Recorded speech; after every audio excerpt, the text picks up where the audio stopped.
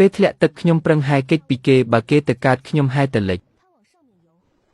បើគេឡើងលើខ្ញុំចុះក្រោមព្រោះជាតិមុនខ្ញុំត្រូវប្រុសព្រាននេះរៀបចំអន្ទាក់ធ្វើឲ្យខ្ញុំបាត់បង់កិត្តិយសថែមទាំងបំផ្លាញត្រកូលស៊ូព្រោះតែគេនឹងប្អូនធွာស៊ូជីងរៅជាថ្មីនេះគុំសង្ឃឹមថាអាចប៉ះខ្ញុំបានសំបីចុងសក់ចម្លែកណាស់នាងចេះហែទឹកនាងឡើងគោកបាត់ទៅហើយខ្ញុំខំសង្គ្រោះនាងបែរជាកិច្ចមុខមិនអាចទេខ្ញុំស៊ើបដឹងច្បាស់ណាស់វ៉ាន់យឺតាំងពីតូចទុនខ្សោយមិនដែលចេះហែទឹកសំបីមាត់ស្រះក៏មិនហ៊ានទៅចិត្តផងមិនក៏ចេះហែខ្លួនឯងជាតិមុនគឺដៃមួយនេះហើយដែលទាញខ្ញុំទម្លាក់ចូលនរកបងស្រីសឿនឡាងស្រឡាញ់តែអូនម្នាក់គត់ស៊ូវ៉ាន់យឺនាងស្លាប់ទៅខ្ញុំនឹងឈីងរលនឹងរៀបការយ៉ាងពេញមុខពេញមាត់គ្រប់គ្រងត្រកូលស៊ូទាំងមូលប្អូនវ៉ាន់យឺឆ្លក់ទឹកទេឆាប់ទៅបដូរសម្លៀកបំពាក់ទៅប្រយ័ត្នផ្ដាសាយលោកសឿនសូមរក្សាម៉ាយាទផងប្រុសស្រីមិនគួរនៅចិត្តគ្នាទេសូមថយចេញ3ជំហានប្អូនវ៉ាន់យឺមិនក៏និយាយបែបនេះខ្ញុំគ្រាន់តែបារម្ភពីសុវត្ថិភាពប្អូនប៉ុណ្ណោះយើងស្គាល់គ្នាណាខ្ញុំមិនធ្វើអាក្រក់ដាក់ប្អូនទេបើលោកពិតជាបារម្ភខ្ញុំមែនពេលខ្ញុំធ្លាក់ទឹកលោកមិនឈររៀបចំសម្លៀកបំពាក់យូរទៅចុះមកជួយនោះទេតាមខ្ញុំមើលលោកមិនមែនចង់ជួយទេគឺរងចាំតតែខ្ញុំសន្លប់ទៅដើរតួជាវីរបុរសសង្គ្រោះស្រីស្អាតរួចយកលេងនេះមកគៀបសង្កត់ត្រកូលស៊ូឲ្យរៀបការខ្ញុំជាមួយលោកមែនទេស្ដាប់ទៅសំហេតុផលមុននេះស៊ូអ៊ូជ្រៀងស្រែកឲ្យគេជួយយូរណាស់តែគ្មានអ្នកបម្រើណាហ៊ានចុះសោះរឿងនេះមិនសាមញ្ញទេកិត្តិយសដែលពុកខ្ញុំបដូរដោយជីវិតមិនអាចធ្លាក់ក្នុងដៃពួកថោកទាបនេះដាច់ខាតមកទៀតហើយល្បិចដែលដោយការពីជាតិមុនគ្មានខុសលោកតាលីរីកសាតែងតាំងអ្នកនាងជាម្ចាស់កត្រីមកដល់ហើយប៉ុន្តែអ្នកនាងធំអំបញ្ញមិនមានអ្នកនាងម្នាក់ទៀតប្រាប់ថាអ្នកនាងធ្លាក់ទឹកសន្លប់នាងក៏ទទួលរីកសាជំនួសបាត់ទៅហើយប្អូនស្រីល្អរបស់ខ្ញុំនាងមានសិទ្ធិទទួលវាដែរបងស្រីបងមិនអីទេពិតជាល្អណាស់មុននេះបងធ្លាក់ទឹកចៃដន្យលោកតាលីយករីកសារមកខ្ញុំខ្លាចខកការក៏ប្រញាប់ចេញទៅទទួលជំនួសនៅមុខភូមិគ្រឹះអ្នកម្ដាយកូនពិតជាគ្មានបំណងអ្វីផ្សេងទេបងស្រីច្បាស់ជាភ័យស្លន់ស្លោទៅយល់ច្រឡំលើកូនហើយឈីងរលនេះវាយ៉ាងម៉េចឲ្យប្រាកដរីកសារជារបស់សំខាន់បើមិនមែនម្ចាស់សាមីខ្លួនគឺមិនអាចទទួលដាច់ខាតមិនក៏ហ៊ានទទួលដោយចិត្តឯងកូនដឹងខុសហើយតែពេលនោះខ្ញុំស្មានថាបងស្រីគ្រោះថ្នាក់លោកតាលីក៏ប្រញាប់ត្រឡប់ទៅវិញទៀតខ្ញុំគិតថាមិនគួរឲ្យគាត់មកខាត់ជើងទេទើបសម្រេចចិត្តទទួលជំនួសសិនលោកស្រីលីវរឿងនេះក៏មិនអាចបន្ទោសឈីងរលទាំងអស់ដែរពេលនោះគ្រប់គ្នាស្មានតែប្អូនវ៉ាន់យឺជួបគ្រោះថ្នាក់ទៅហើយនាងក៏មានបំណងល្អដែរបំណងល្អខ្ញុំមើលទៅដូចជាពុតច្រើនជាងលោកតាលីបញ្ជាក់ប្រាប់គ្រប់គ្នានៅទីនេះឲ្យច្បាស់មកតែច្បាប់ទទួលរីកសារត្រូវធ្វើបែបណារៀបរាប់ជូនអ្នកនាងធំតាមច្បាប់គឺសាមីខ្លួនត្រូវទទួលដោយផ្ទាល់បើសាមីខ្លួនសន្លប់ឬជាធ្ងន់ត្រូវយករីកសារត្រឡប់ទៅវិញរងចាំថ្ងៃក្រោយឬទេទោះបីខ្ញុំស្លាប់មែនក៏នាងគ្មានសិទ្ធិប៉ះរីកសារនេះដែរចុះលោកតាសាក់និយាយម្ដងទៀតមើលពេលស៊ូឈីងរលខាត់លោកតើនាងបាននិយាយអ្វីខ្លះទើបលោកហ៊ានបំពេញច្បាប់ប្រកល់រីកសារឲ្យនាងទូបង្គំមិនហ៊ានកុហកទេអ្នកនាងទី2បានខាត់ទូបង្គំហើយនិយាយថាទោះបីអ្នកនាងត្រូវគេជួយក៏ត្រូវប្រុសប៉ះពាល់អស់ភាពបរិសុទ្ធទៅហើយមិនស័ក្តិសមជាម្ចាស់កត្រីទេនាងក៏ជាកូនត្រកូលស៊ូដែរគួរតែប្រកល់ឲ្យនាងទើបស័ក្តិសមថែមទាំងប្រាប់ថាលោកស៊ឿនដឹងរឿងនេះហើយមានរឿងអ្វីគាត់ជាអ្នកធានាទូបង្គំពងវែងស្មារតីមួយគ្រាទើបប្រកល់រីកសារឲ្យនាងតាមពិតគឺបែបនេះសោះហ៊ានលួចយករីកសារហើយថែមទាំងយកឈ្មោះលោកស៊ឿនមកកុហកទៀតឆាប់ចាប់នាងទៅចិញ្ចឹមនាង15ឆ្នាំមិននឹកស្មានថាចិញ្ចឹមចំកូនពស់វែកសោះលោកនិយាយផ្លេសផ្ដាសអ្វីខ្ញុំនិយាយបែបនេះពីអង្ការមែនហើយខ្ញុំក៏គ្មានជំរឿដែរឈប់ភ្លាមលោកតាលីលោកដឹងទេថាការមួលបង្កាច់មន្ត្រីមានទោសអ្វីស៊ិនវិនស៊ួនលោកកុំអាំងខ្លួនជាមន្ត្រីមកធ្វើធំនៅទីនេះឲ្យសោះនេះជាបន្តយកដែលអតីតព្រះមហាក្សត្រប្រទានដល់ពុកខ្ញុំថ្ងៃនេះមានភ្ញៀវកិត្តិយសជាសាក្សីខ្ញុំស៊ូវ៉ាន់យឺសូមស្បោះរាល់ពាក្យពេចន៍ដែលខ្ញុំនិយាយគឺជាការពិតបើកុហកសំបីមួយម៉ាត់ខ្ញុំសុខចិត្តលះបង់តំណែងនេះហើយស្លាប់សំទោសតែបើហ៊ានប្រឌិតរឿងមួលបង្កាច់កូនមន្ត្រីទោសនេះធ្ងន់ណាស់នរណាក៏ការពារមិនបានដែរបងស្រីខ្ញុំខុសហើយខ្ញុំមិនគួរវង្វេងបោកប្រាស់បងទេសូមបងអត់ទោសឲ្យខ្ញុំម្ដងនេះទៅខ្ញុំលែងហ៊ានទៀតហើយខ្ញុំនឹងប្រកល់រីកសារឲ្យបងវិញឥឡូវនេះពេលនេះទើបដឹងខុសយឺតពេលហើយអ្នកម្ដាយនាងលួចរីកសារបំផ្លាញបើលើកលែងឲ្យនាងថ្ងៃក្រោយនាងច្បាស់ជាធ្វើបាបយើងទៀតម៉ែចិញ្ចឹមឯង15ឆ្នាំទុកដោយកូនបង្កើតតែឯងសងគុណម៉ែបែបនេះឬឯងស័ក្តិសមនឹងពុកឯងដែលស្លាប់ទៅទេស័ក្តិសមនឹងម៉ែទេចាប់ពីថ្ងៃនេះទៅឯងលែងជាពីនៃត្រកូលស៊ូទៀតហើយត្រកូលស៊ូគ្មានកូនស្រីដូចឯងទេទីនេះមិនស្វាគមន៍ពួកឯងទេបើដឹងខ្លួនប្រញាប់ចេញទៅសូវ៉ាន់យឺនាងកុំអំនួតពេកឈីងរលគ្រាន់តែពងវែងមួយពេលសោះចាំបាច់ដាច់មេត្តាបែបនេះដាច់មេត្តាថ្ងៃនេះពួកលោកព្យាយាមសម្លាប់ខ្ញុំបើខ្ញុំពិតជាធ្លាក់ក្នុងអន្ទាក់មែននោះខ្ញុំច្បាស់ជាស្លាប់គ្មានដីកប់មិនខានមិនក៏នាងស្អប់ពួកយើងម្លេះហាក់ដូចជាពួកយើងធ្លាប់សម្លាប់នាងអញ្ចឹងវ៉ាន់យឺកូនរងទុកហើយគឺម្ដាយមិនល្អមើលមិនធ្លុះសន្តានពិតរបស់វាស៊ូវ៉ាន់យឺចាំមើលទៅអ្នកស្រីអ្នកនាងធំម្ចាស់ជីនវ៉ាងបញ្ជូនសម្បត្តិមកទៀតហើយពេលវេលាដូចជាតិមុនគ្មានខុសសម្បត្តិផ្ដាច់ពាក្យពីម្ចាស់ជីនវ៉ាងវ៉ាន់យឺសម្បត្តិនោះសរសេរថាអីអ្នកម្ដាយម្ចាស់ជីនវ៉ាងបញ្ជូនមនុស្សឲ្យយកសម្បត្តិផ្ដាច់ពាក្យមកឬមួយរឿងធ្លាក់ទឹកម្សិលមិញធ្វើឲ្យត្រង់ខឹងម្ដាយកុំបារម្ភសម្បត្តិនេះហើយដែលកូនចង់បានថ្ងៃស្អែកកូននឹងទៅជួបត្រង់ដោយផ្ទាល់អ្នកនាងថ្ងៃនេះម្ចាស់ជីនវ៉ាងមិនទទួលភ្ញៀវទេសូមរងចាំសូមជួយរាយការណ៍ប្រាប់ត្រង់ផងថាម្ចាស់កត្រីអានហ៊ឺស៊ូវ៉ាន់យឺសូមចូលក្រាបបង្គំគាត់អូជាម្ចាស់កត្រីសោះសូមរងចាំមួយផ្លេត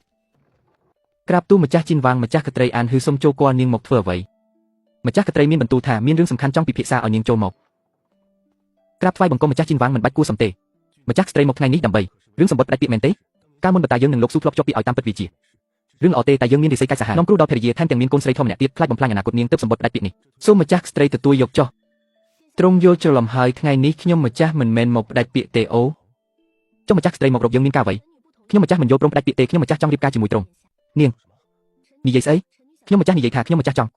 រៀបការជាមួយទ្រង់តែមិនមែនជាប្តីប្រពន្ធពិតប្រាកដទេគឺក្នុងនាមជាព្រះចាំអារាមថានាំគ្រោះថែមទាំងមានអ្នកនាងស្រីនាងមិនចង់ជាប់ជំពាក់រឿងរៀបការចំណែកខ្ញុំម្ចាស់ថ្មីនេះត្រូវគេតាមយាយីខ្លាចត្រូវគេធ្វើបាបទៀតទើបយើងអាចធ្វើ កិច្ចព្រមព្រៀងគ្នាបានខ្ញុំម្ចាស់រៀបការចូលត្រង់ជួយរារាំងអ្នកចូលស្ដីដឹងទាំងអស់ហើយជួយមើលថែអ្នកនាងស្វ័យនានចំណែកត្រង់គ្រាន់តែឲ្យខ្ញុំម្ចាស់ខ្ចីអំណាចដើម្បីការពារសុវត្ថិភាពខ្ញុំម្ចាស់និងម្ដាយមួយឆ្នាំក្រោយអ្នកណាចង់លេងលះក៏បានខ្ញុំម្ចាស់ធានាមិនតាមរំខានហើយក៏មិនធ្វើបាបអ្នកនាងស្វ័យនានសំបីចុងសក់បងស្រីម្នាក់នេះស្អាតណាស់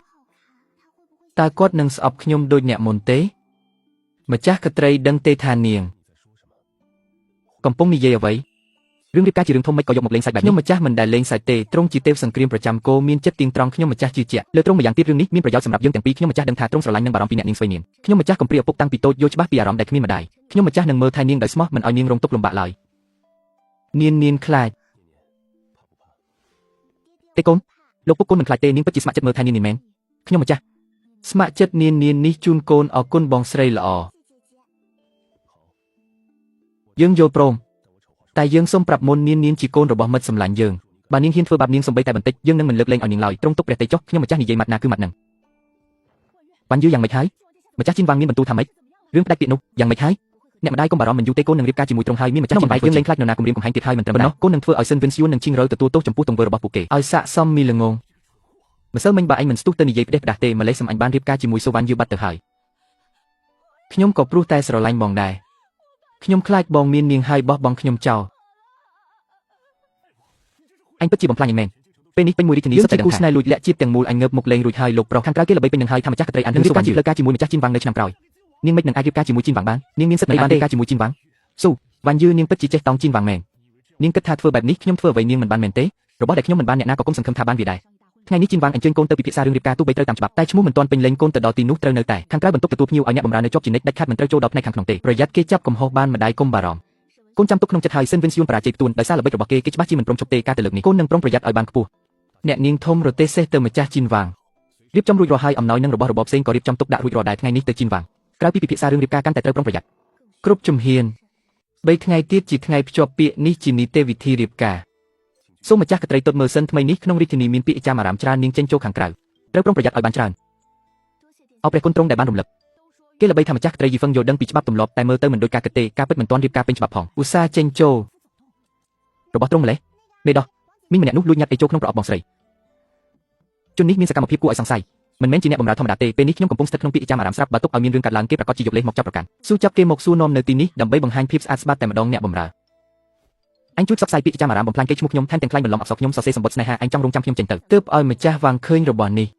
មែនទេបើកាលណាពាក្យចាំអារាមផ្សព្វផ្សាយខ្ញុំឲ្យលុបចោលការរៀបការនេះមិនខាន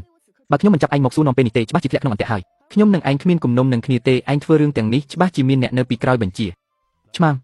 ចាប់ជននេះទៅបន្ទប់ងឹតសួរចម្លើយឲ្យតឹងរឹងរកមេខ្លោងនៅពីក្រោយឲ្យឃើញផ្សព្វផ្សាយពាក្យចាំអារាមខ្លាញ់បន្លំសម្បត្តិដាក់បង្កាច់ម្ចាស់ក្ត្រីសុទ្ធតែជាទោសធ្ងន់បើព្រមប្រាប់ឈ្មោះមេខ្លោងអាចនឹងបានសម្រាលទោសខ្លះខ្ញុំគ្រាន់តែជាស្រីអ្នកស្រុកធម្មតាឃើញម្ចាស់ក្ត្រីមានឋានៈខ្ពង់ខ្ពស់មានវាសនាល្អក៏កាច់ចិត្តច្រណែនទើបនិយាយផ្ដេសផ្ដាស់នឹងលាក់សម្បត្តិទាំងនោះតាំងពីដើមដល់ចប់គឺខ្ញុំធ្វើតែម្នាក់ឯងទេឯងជាស្រីអ្នកស្រុកធម្មតាមិនចេះអក្សរសាស្ត្រមិនអាចខ្លាញ់បន្លំអក្សរអ្នកដទៃសរសេរសម្បត្តិនេះបានធម្មតាខ្ញុំជួយអ្នកចិត្តខាងសរសេរស្លបហាត់សរសេរអក្សរខ្លះពេលទំនេរក៏សាក់ខ្លាញ់បន្លំលេងទៅនេះជាប្រាក់ដែលរកឃើញនៅក្នុងបន្ទប់ឯងសុទ្ធតែជាប្រាក់ចេញពីកន្លែងបដូរប្រាក់ត្រកូលស៊ឺនៅភូមិខាងត្បូងឯងជាអ្នកបម្រើធម្មតាមិនក៏មានប្រាក់ច្រើនយ៉ាងនេះនេះជាប្រាក់ខ្ញុំរើសបានតាមផ្លូវគ្រាន់តែជារឿងចៃដន្យឲ្យប៉ុណ្ណោះពួកលោកមិនអាចយកក្រដាសប៉ុន្មានសន្លឹកនេះមកចោទប្រកាន់ខ្ញុំផ្ដេសផ្ដាស់បានទេឯងរឹងរូសមិនព្រមសារភាពក្រែងលោកមានអ្នកណាយកគ្រួសារឯងមកគំរាមទេដឹងខ្ញុំបានឲ្យគេទៅស៊ើបពីប្រវត្តិឯងរួចហើយឯងមានកូនតូចម្នាក់ទៀតនៅក្នុងក្រុងដែលពេលនេះបាត់ដំណឹងសូនឲ្យឈឹងត្រូវទេខ្ញុំនៅម្នាក់ឯងគ្មានគ្រួសារទេពួកលោកកុំទីផ្ដេសផ្ដាស